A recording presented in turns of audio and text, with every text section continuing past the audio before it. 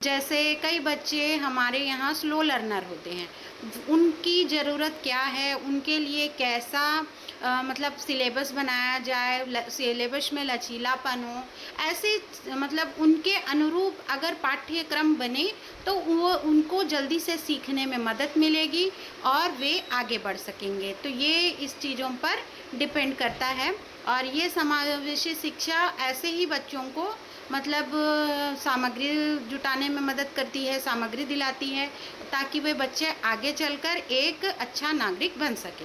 फिर हम बात करेंगे समावेशी समाज के बारे में कि मतलब समाज का दृष्टिकोण ऐसे बच्चों के प्रति या दिव्यांग लोगों के प्रति कैसा होना चाहिए, इस पर भी हम बात करेंगे।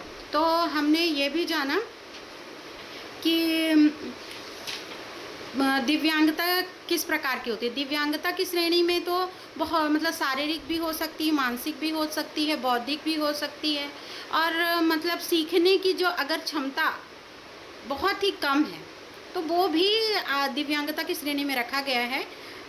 अब जो है किस प्रकार की दिव्यांगताओं को शामिल किया गया और इन सब दिव्यांग वाले बच्चों को एक नॉर्मल बच्चे के साथ जहाँ पर वे शिक्षा प्राप्त करते हैं उनके साथ जोड़ना और उनको मतलब जो भी उनकी ज़रूरत है उसके अनुरूप उसको आगे बढ़ने का अवसर देना, ये है समावेशी शिक्षा का मुख्य उद्देश्य, ताकि वो बच्चा आगे बढ़ सके। अब आते हैं दिव्यांगजनों के लिए समावेशी समाज के बारे में कि जो समाज मतलब दिव्यांगजनों के लिए जो समावेशी समाज होगा वो कैसा हो। देखिए मतलब उसमें संवेदनशीलता होनी चाहिए, वो उनकी ज़रूरत को समझ सके, उनको साथ दे। तो ये समावेशी समाज के अंतर्गत होगा। तो इसका भी मैं स्लाइड शेयर कर रही हूँ।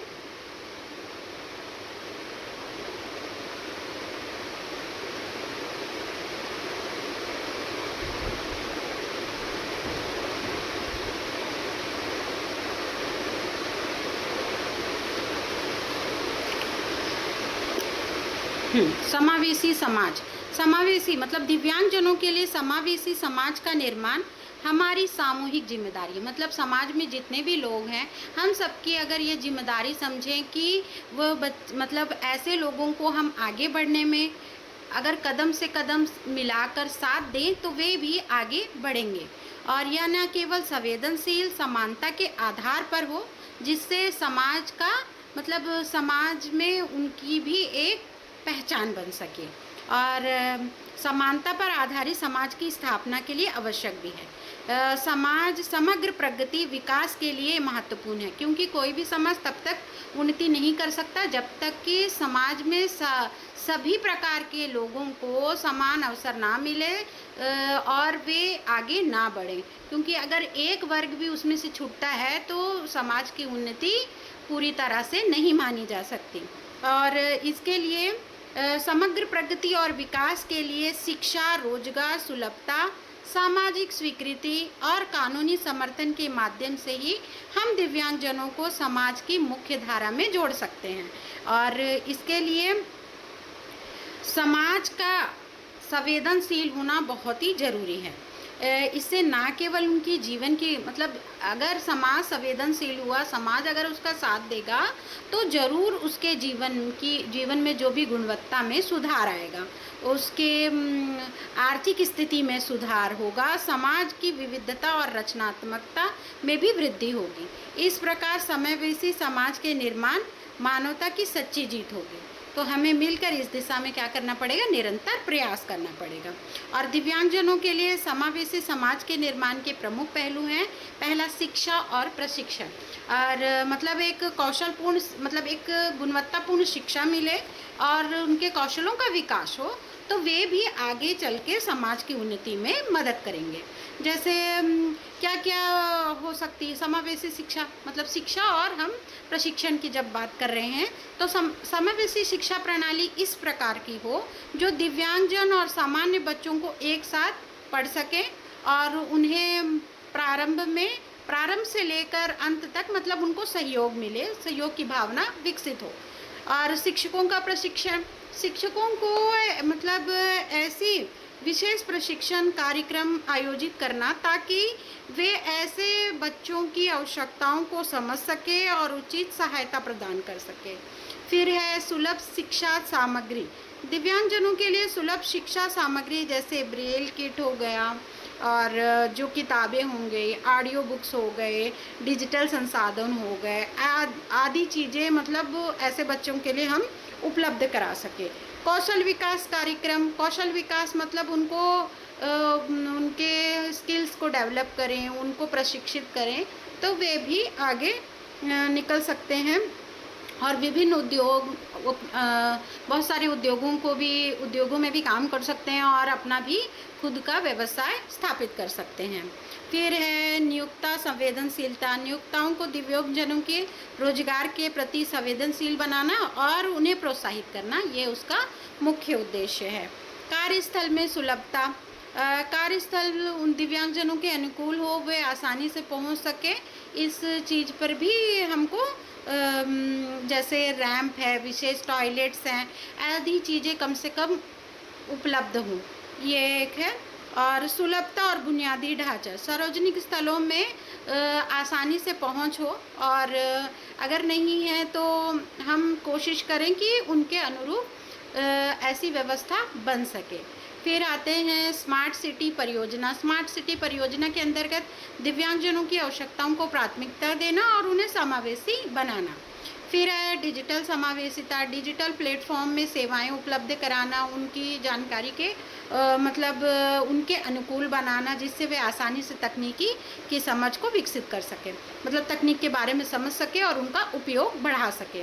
सामाजिक जागरूकता अभियान कार्यक्रम, जैसे हम कई चीज़ों के बारे में अगर जान रहे हैं तो वो चीज़ों के बारे में उनको जागरूक करना, जैसे कई योजनाओं के बारे में उनको नॉलेज नहीं है, कई चीज़ों के बारे में उनको नहीं है, जो जान रहे हैं वे उसके बारे में उनको समझाएं और इस बारे में उनको बताएं तो वो आसानी से इस चीज़ को मतलब जागरूकता कार्यक्रम से उनको सहायता मिलेगी।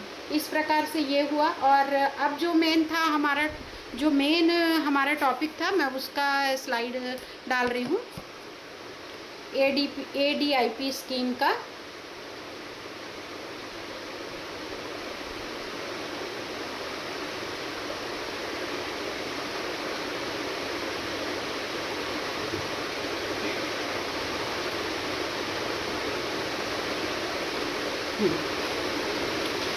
सबसे पहले ADIP स्कीम है क्या, योजना है क्या, और ये किस प्रकार से दिव्यांगजनों के लिए उपयोगी है, इस पे थोड़ा समय मैं बताऊंगी। ADIP होता है, इसका full form assistant to disable person purchase fitting of aids and appliances. That means दिव्यांग व्यक्तियों के लिए सहायक उपकरण प्रदान करने की योजना। आपने कई व्यक्तियों को देखा होगा जिसकी दुर्घटना के कारण किसी के हाथ कट गए हैं, किसी के पैर कट गए हैं, तो ऐसे लोगों को जो कृत्रिम उपकरण हैं इसी योजना के द्वारा प्रदान किए जाते हैं। ADIP स्कीम के द्वारा ही, योजना के द्वारा ही ऐसे लोगों को मतलब वो किट्स प्रदान किए जाते हैं। इसके साथ ही जो कैलिपर्स देखा है आपने, बैसाखियाँ देखी हैं, व्हील चेयर्स देखे हैं, ये सारे चीज़ को बनाने का भी ये ADIP योजना के तहत ही मिलती हैं। और इसमें क्या क्या होता है थोड़ा सा मैं आपको डिटेल से बताना चाहूँगी। ADIP स्कीम भारत सरकार की योजना है जिसके अंतर्गत दिव्यांगजनों को दिव्यांगजन मतलब पर्सन विद डिसेबिलिटी, मतलब जिसको कोई किसी भी प्रकार की दिव्यांगता है, उन लोगों को दैनिक गतिविधियों को सक्षम बनाने के लिए जो आवश्यक उपकरण है, कृत्रिम अंग है, इन योजना के तहत प्रदान की जाती है। और ये सामाजिक न्याय अधिकारिता मंत्रालय के अंतर्गत होती है। और अलग अलग जिलों में इनके संस्थाएं होती हैं जो इस कार्यक्रम को संचालित करती हैं। जैसे अगर हम अपने यहाँ की बात करें तो जिला अस्पताल जो होता है गवर्नमेंट का, वहाँ पर भी ये स्कीम के तहत ही मिलती हैं। जैसे हमने लास्ट वीडियोस में देखा था डिसेबिलिटी सर्टिफिकेट बनाने की जो प्रक्रिया थी, तो डिसेबिलिटी सर्टिफिकेट के साथ क्या क्या बना, यूनिक आईडी कार्ड बना, और दिव्यांगजनों की आवश्यकता के अनुरूप, जैसे कई लोगों को मतलब जैसे लोकोमोटर डिसेबिलिटी वाले लोग हैं जो चलने फिरने में असमर्थ हैं, उनको चाहिए कैलिपर्स या बैसाखी चाहिए, तो वो उसकी व्यवस्था होती है। जैसे किसी का किसी दुर्घटनावश हाथ कट गया है तो उसके लिए कृत्रिम अंग जैसे हाथ, और जो जयपुर फुट के बारे में हमने पूरा पढ़ा था, लेकिन ये संस्था सरकार के द्वारा, मतलब ये जो चीज़ें हैं हमको सरकार के द्वारा प्रदान की जाती है और सरकार इसको देती है, केंद्र सरकार एवं राज्य सरकार के द्वारा। और ये इसमें जो है इसका उद्देश्य क्या क्या है, इसका उद्देश्य यही है कि दिव्यांग व्यक्तियों की गतिशीलता, संचार दृष्टि और स्वावलंबन बनाने में उसकी मदद करे। दूसरा, कमज़ोर आर्थिक रूप से जो दिव्यांग व्यक्ति हैं उनको, मतलब ये चीज़ें कई बार क्या होता है कि हमको जो चीज़ चाहिए हम उसको नहीं खरीद सकते, तो उसमें क्या होगा, थोड़ी रियायत मिलेगी, मतलब उसको मतलब आधा पैसा अगर गवर्नमेंट लगा रही है तो आधा पैसा हम लगा के उस चीज़ को हम खरीद सकते हैं, क्योंकि ये सब चीज़ें महंगी आती हैं, इसको हर कोई अफोर्ड नहीं कर सकता है। रियायती दरों पर ये उपकरण मिलते हैं, उन्हें शिक्षा, रोजगार, सामाजिक जीवन को बेहतर तरीके से भाग लेने में मदद देता है। अब इसमें कौन कौन लाभार्थी होगा उसके बारे में थोड़ा सा देखते हैं। मैं इसका सेकंड स्लाइड भी डाल रही हूँ।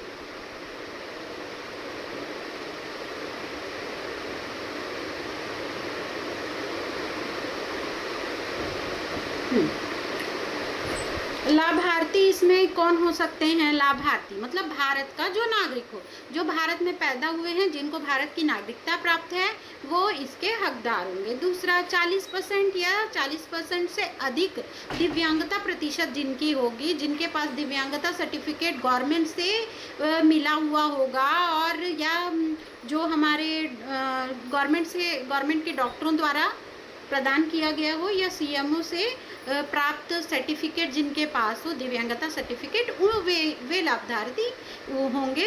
और तीसरा होता है मासिक आय। ग्रामीण क्षेत्र में जिनकी आय, मतलब कोई अगर जॉब कर रहा है तो ग्रामीण क्षेत्र के लिए 15,000 रुपये और शहरी क्षेत्र के लिए 2,000 रुपये की मतलब उसको मंथली इनकम होनी चाहिए। या मतलब कम, ज़्यादा से ज़्यादा, ये कम से कम में, और इससे ज़्यादा रहता है, जैसे आय की सीमा अगर ज़्यादा है तो वो इसके हकदार नहीं होते। जैसे टैक्स पेयर हो गए, इनकम टैक्स जो अदा करते हैं, इनकम टैक्स पे करने वाली, ये सबको ये चीज़ का लाभ नहीं मिलता है, मतलब आर्थिक रूप से कमज़ोर। और जिनकी ग्रामीण क्षेत्र में जिनकी आय 15,000 हो और शहरी क्षेत्र में जिनकी आय 20,000 हो, वे इसमें लाभार्थी होंगे। और लाभार्थी ने, और एक चौथा कंडीशन भी है, लाभार्थी जिसने मतलब पिछले 3 सालों में किसी भी योजना के तहत ये उपकरण प्राप्त ना किया हो, वे भी उसके हकदार होंगे। तो इसमें लाभार्थी, फिर से मैंने बता रही हूँ, एक तो भारत का नागरिक होना चाहिए, दूसरा जिसके पास दिव्यांगता का जो प्रतिशत है कम से कम 40 या अधिक से अधिक हो सकता है, मतलब कम से कम 40 होना चाहिए, उससे कम वाले को नहीं दिया जाता। तीसरा, मासिक आय, जिसकी मासिक आय 15,000 रुपये ग्रामीण क्षेत्र में और शहरी क्षेत्र में 20,000 रुपये हो, वे इसके हकदार होते हैं। अब है उपकरणों की सूची, कौन कौन से उपकरण उनको दिए जाते हैं। जैसे हो गया व्हीलचेयर, हो गया कैलिपर्स, हो गया बैसाखी हो गई, और जो कृत्रिम अंग हैं, अपने हाथ पैर जिनके कट गए हैं, वो चीज़ें भी उपलब्ध होती हैं।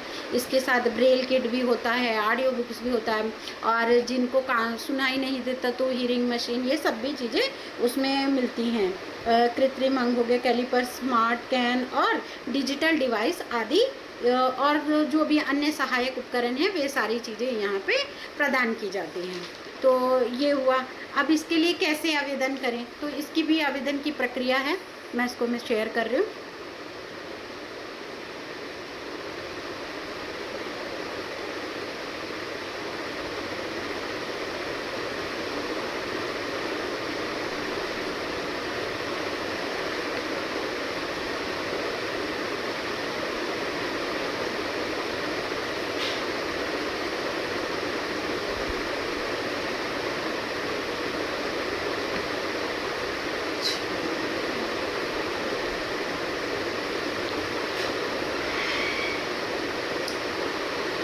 शो नहीं हो रहा है, थोड़ी देर में उसको मैं करती हूँ। इसको कैसे आवेदन करें? नज़दीकी जो भी आपका एनजीओ है, जिला सामाजिक कल्याण विभाग का है, या फिर जो भी हमारे डिस्ट्रिक्ट लेवल का दिव्यांगता सर्टिफिकेट बनाने वाला विभाग है, वहाँ जाके हमको संपर्क करना है। फिर दिव्यांगता प्रमाण पत्र, आय प्रमाण पत्र, फ़ोटो, आधार कार्ड साथ रखना है। अगर शिविर में हम लोग भाग ले रहे हैं, कोई शिविर में शामिल हो रहे हैं, तो वहाँ पे पंजीयन कराना पड़ेगा और वहाँ से तुरंत अभी उपकरण प्राप्त होते हैं, शिविर के माध्यम से भी।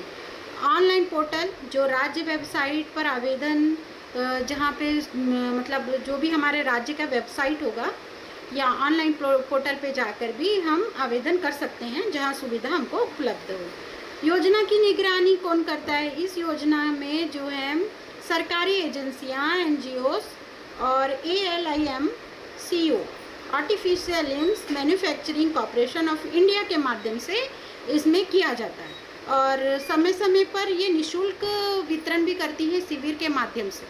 तो ये हुई ADIP स्कीम के बारे में। इसमें मैं एक वीडियो आपको दिखाना चाहूँगी।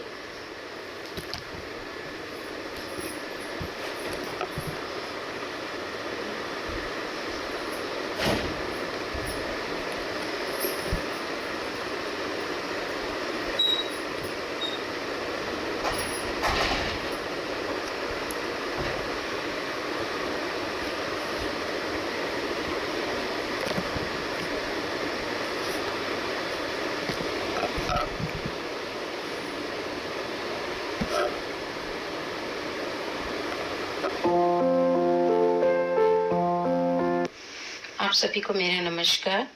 हमारी खास प्रस्तुति में जहां हम आपको एक ऐसी योजना के बारे में बता रहे हैं जो लोगों के जीवन में बदलाव ला रही है। आज हम बात करेंगे उन दिव्यांगजनों की जो कठिन परिस्थितियों के बावजूद अपने जीवन को बेहतर बनाने की कोशिश कर रहे हैं। हमारी सरकार ने उनकी मदद के लिए एक खास योजना शुरू की है जिसका नाम है एडिप योजना। यह योजना उन दिव्यांगजनों को सहायक उपकरण और संसाधन प्रदान करती है जो उन्हें आत्मनिर्भर बनाने में मदद करती है। इस वीडियो में हम आपको इस योजना के सभी पहलुओं के बारे में विस्तार से जानकारी देंगे ताकि आप आपके जानने वाले इसका पूरा लाभ उठा सकें। आइए शुरू करते हैं। ADIP का फुल फॉर्म होता है assistant to disable person for purchase fitting of aids and appliances. इस योजना का उद्देश्य दिव्यांगजनों को उनके दैनिक जीवन में आत्मनिर्भर बनाने और उनके जीवन स्तर को सुधार करने के लिए सहायक उपकरण और कृत्रिम अंग प्रदान करना। सहायक उपकरणों के माध्यम से दिव्यांगजनों की शारीरिक क्षमता को बढ़ाना, गरीब और जरूरतमंद दिव्यांगजनों को वित्तीय और भौतिक सहायता देना। इस योजना के तहत सुनने के उपकरण जैसे हियरिंग एंड अन्य सुनने के तकनीक, देखने में सहायक उपकरण, ब्रेल किट, लेंस, अन्य विजुअल एड्स, शारीरिक सहायक उपकरण। इसके अंतर्गत ट्राइसिकल, व्हीलचेयर, वॉकर, बैसाखी और कृत्रिम अंग। दिमागी और विकासात्मक सहायता, इसके अंतर्गत मानसिक एवं बौद्धिक दिव्यांगता वाले व्यक्तियों के लिए विशेष उपकरण एवं इसके अतिरिक्त विशेष उपकरणों में मोटर चलित ट्राइसिकल, स्मार्ट कैन एवं डिजिटल डिवाइस। उपकरण निःशुल्क या न्यूनतम लागत पर उपलब्ध कराया जाता है। लाभार्थी को उपकरण उनके जरूरत के हिसाब से दिए जाते हैं। इसके लिए निम्नलिखित पात्रताएं होनी चाहिए। आयु 5 वर्ष या उससे अधिक हो सकती है। आय की सीमा ग्रामीण क्षेत्र के लिए 15,000 रुपए मासिक आय सीमा एवं शहरी क्षेत्र के लिए 20,000 रुपए मासिक आय सीमा होगी। दिव्यांगता प्रमाण पत्र 40% या उससे अधिक दिव्यांगता का प्रमाण पत्र की आवश्यक होगा। अन्य लाभार्थियों ने पिछले 3 वर्षों में सामान्य उपकरण के लिए कोई अन्य सहायता प्राप्त न की हो। आवेदन की प्रक्रिया। ऑफलाइन आवेदन निकटतम जिला समाज कल्याण कार्यालय या सरकारी अस्पताल में आवेदन कर सकते हैं। आवेदन ऑनलाइन के लिए दिव्यांगता सशक्तिकरण विभाग की वेबसाइट पर रजिस्ट्रेशन कर सकते हैं। आवश्यक दस्तावेज दिव्यांगता प्रमाण पत्र, आय प्रमाण पत्र, पहचान पत्र एवं पासपोर्ट साइज की फोटो। हमारा उद्देश्य है कि हर जरूरतमंद तक यह योजना पहुंचे और वे इसका लाभ उठाकर अपने जीवन को आत्मनिर्भर और सशक्त बना सके। इसी के साथ धन्यवाद।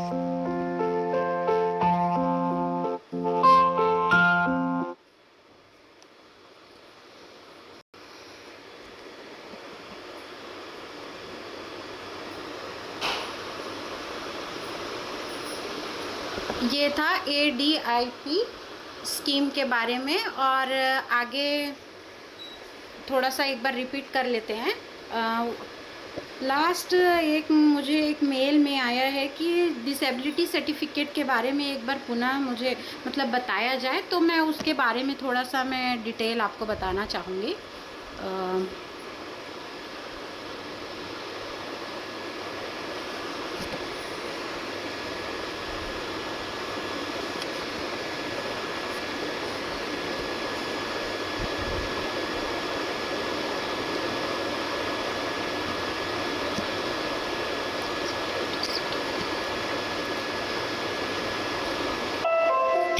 नमस्कार, आज के वीडियो में हम देखेंगे दिव्यांगजनों का दिव्यांगता प्रमाण पत्र बनाने की संपूर्ण प्रक्रिया और इसकी उपयोगिता के बारे में।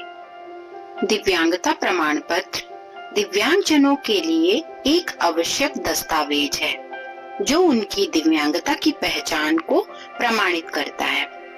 यह प्रमाण पत्र उन्हें विभिन्न सरकारी योजनाओं और सुविधाओं का लाभ उठाने में भी मदद करता है। यहाँ हम इस प्रमाण पत्र को बनाने की प्रक्रिया और इसकी उपयोगिता के बारे में विस्तार से जानेंगे। दिव्यांगता प्रमाण पत्र बनने की प्रक्रिया। पहले योग्यता। दिव्यांगता प्रमाण पत्र उन्हीं व्यक्तियों को जारी किया जाता है जिनकी शारीरिक या मानसिक दिव्यांगता जो है 40% या उससे अधिक हो।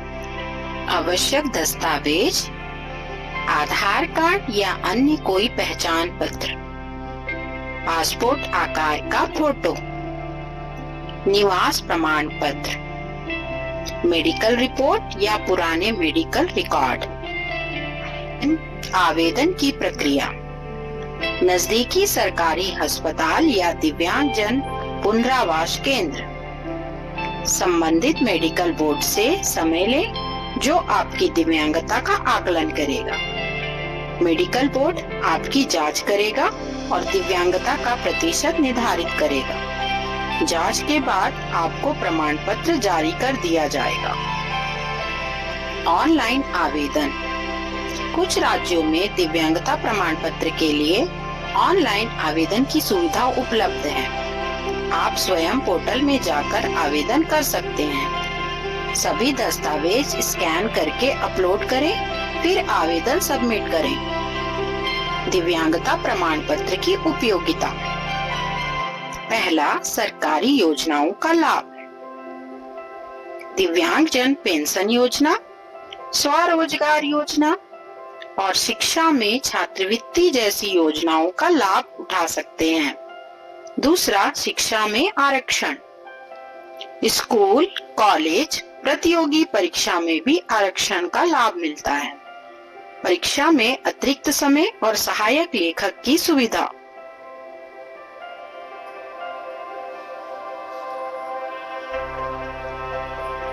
स्वास्थ्य सेवाएं। मुफ्त चिकित्सा सेवाएं, सहायक उपकरण जैसे ट्राइसिकल, व्हीलचेयर और कृत्रिम अंग। यात्रा में रियायत। ट्रेन और बस यात्रा में किराए पर छूट। रेलवे में स्पेशल कोच, प्लेटफॉर्म पर व्हीलचेयर की सुविधा। पांचवा, रोजगार और आरक्षण। सरकारी और निजी नौकरियों में आरक्षण। स्वरोजगार के लिए आसान लोन की सुविधा। छठवा, आवास और आयकर में छूट। प्रधानमंत्री आवास योजना के तहत घर के लिए रियायत। आयकर में विशेष छूट। वोटर पहचान। दिव्यांगजन विशेष प्रावधानों के तहत मतदान केंद्र में आसानी से वोट डाल सकते हैं।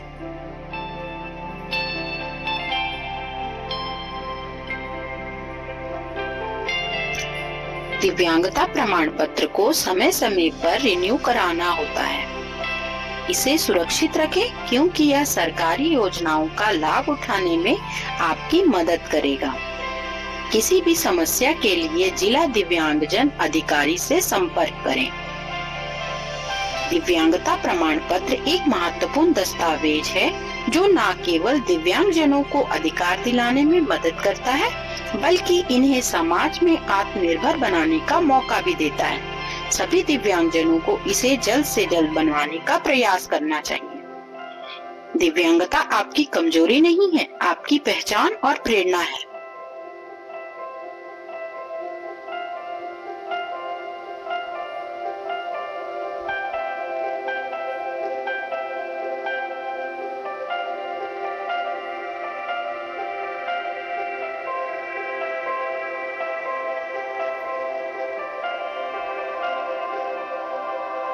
उम्मीद है कि इस वीडियो से आपको दिव्यांगता प्रमाण पत्र की उपयोगिता और बनाने की प्रक्रिया के बारे में सारी जानकारी मिली होगी।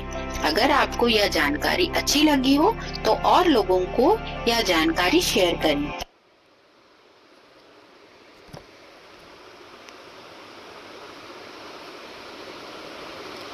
ये था दिव्यांगता प्रमाण पत्र कैसे बनाते हैं इसके बारे में एक छोटा सा वीडियो। देखिए, हम अपने स्कूल में जो बच्चे हैं उनका कैसे बनवाएं, तो इसका सबसे इजी यही होगा कि आप सबसे पहले अपने मतलब जिला अस्पताल में जाकर, जो सरकारी होता है, वहाँ जाके आप पता कीजिए कि मतलब जैसे आपके यहाँ पे अलग अलग टाइप के बच्चे होंगे, तो आप एक बार पता कीजिए कि कौन से दिन ये मतलब आर्थो वाले को कौन से दिन बैठते हैं, ब्लाइंड वाले का कौन से दिन होता है, तो उस दिन के हिसाब से आप उनके पेरेंट्स को साथ में लेके जाइए, उस बच्चे को साथ में लेके जाइए।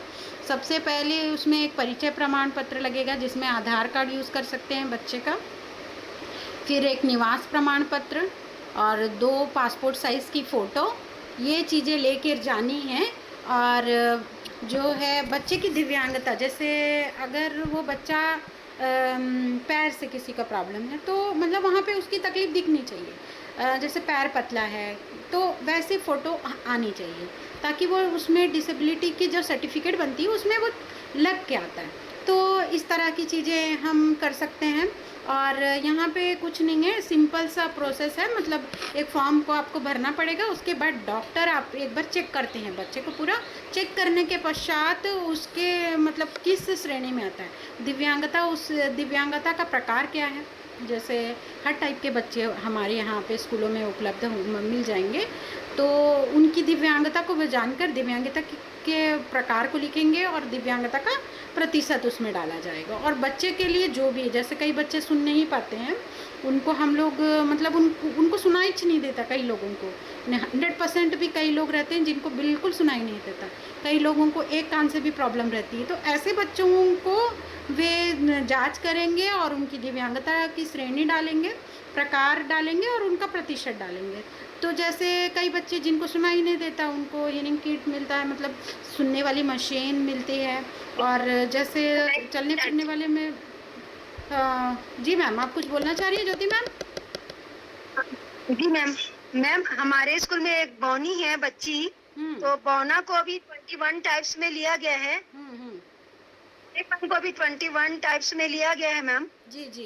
तो मैम एक काम कीजिएगा, आप पहले अपने मतलब वहाँ पे पता कर लीजिएगा कि इन लोगों के लिए जैसे बौना है तो उनका किस दिन बैठते हैं, क्योंकि हफ्ते में मतलब हर एक दिन फिक्स रहता है अलग अलग टाइप के डिसेबिलिटी के लिए, तो उसका जान के आप जी बताना चाह रही थी। जांजगीर चांपा डिस्ट्रिक्ट में इस टाइप के बच्चों का सर्टिफिकेट नहीं बन पा रहा है, मैं उस बच्चे का बनवाना चाह रही थी। देखिए, मैं बता रही हूँ, जिनका 40% से कम होता है ना, वहाँ प्रॉब्लम आती है। 40% या 40% से ऊपर है, क्योंकि डॉक्टर, देखिए हर कोई इसका लाभ उठाना चाहता है, मैं आपको सीधे शब्दों में कहना चाह रही हूँ, हर कोई इसका लाभ उठाना चाहता है, तो वहाँ पे नहीं जमता। मतलब वहाँ पे पर्टिकुलर एक डॉक्टर आपको चेक करेगा पूरा, मतलब क्या कमी है, कितना उसके शरीर के अंग काम करते हैं, वो किस श्रेणी में आता है, उसके बाद ही वेरीफाइड होने के बाद ही वो डॉक्टर लिख के देता है। तो हो सकता है कि उस बच्चे की कम हो, जिसके कारण से उसका नहीं बन पा रहा है, लेकिन आप ज़रूर एक बार और प्रयास कीजिएगा। कई बार क्या होता है ना, एक मिनट आप मेरी बात ख़त्म होने दीजिए। कई बार क्या होता है शिविर में ना, जैसे बहुत मतलब ज़्यादा परसेंटेज वाले को भी कम कर देते हैं, क्योंकि उनके पास बहुत भीड़ रहती है तो उनको निकालना रहता है। तो शिविर में जाने से ज़्यादा बेस्ट ऑप्शन है हम मेन जो है जिला अस्पताल जाएं और वहाँ पे कराएं, तो वो बनेगा ज़रूर। बस हाँ, थोड़ा सा घूमना पड़ेगा, क्योंकि आजकल थोड़ा सा प्रोसेस लेंदी हो गया है। पहले जो सिर्फ क्या होता था, एक फॉर्म भरा जाता था, एग्जामिन करने के बाद हमको मतलब 1 महीने से पहले ही मिल जाता था। लेकिन अब जो है वो मतलब ऑनलाइन हो गया है। ऑनलाइन ट्रैक होने के बाद वो ट्रैकिंग आईडी और उसके बाद वो होने का प्रोसेस थोड़ा लंबा होता है, और इतने आसानी से मतलब कम वाले को नहीं उसमें इंक्लूड किया जा रहा है। कम पहले चेक कर रहे हैं, अगर वो श्रेणी में आ रहा है तो ही, नहीं तो पहले ईजिली बनता था, अब थोड़ा टाइटली चेक होता है, ये है। लेकिन कोशिश कीजिएगा सभी अपने स्कूल में कम से कम ऐसे बच्चों की पहचान करें कि वो किस श्रेणी में आ रहे हैं, तो उन सबका बनेगा। बस हाँ, हमको थोड़ा सा दौड़ भाग करना पड़ेगा इसके लिए, और उनके पेरेंट्स को बताइए। डिस्ट्रिक्ट में, जांजगीर चांपा डिस्ट्रिक्ट में बौने बच्चों के लिए शायद कोई डॉक्टर नहीं है अवेलेबल, यही हाँ, हो सकता है, वो उसका रीजन ये भी हो सकता है। लेकिन इन बच्चों का जरूर बनना है और बनेगा। वो आगे चल के शायद हो जाए। आप राज्य में चले जाइए, अगर जिले में अगर वो डॉक्टर नहीं है तो राज्य वाले में भी हो सकता है। बिल्कुल मैम, जी जी। लेकिन क्योंकि इसमें ना अपन थोड़ा सा जो हमारे टीचर्स हैं, अगर वे हेल्प करेंगे तो वो बच्चों की लाइफ ज़रूर अच्छी हो जाएगी।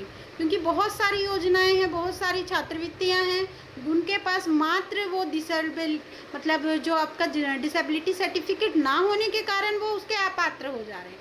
तो ऐसे लोगों की हम मदद कर सकते हैं, थोड़ा सा हमको इसके पीछे मेहनत करनी पड़ेगी।